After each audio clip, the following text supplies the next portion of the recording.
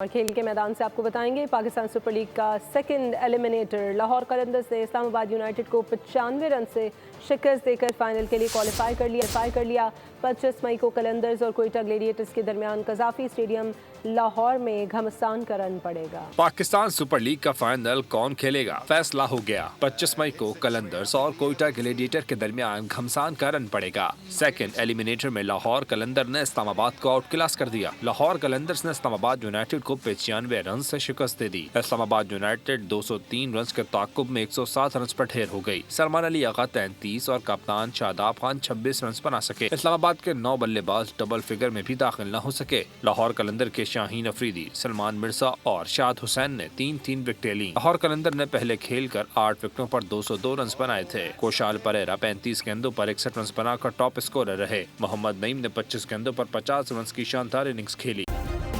Subscribe کریں اور بیل دبائیں تاکہ کوئی خبر رہ نہ جائے۔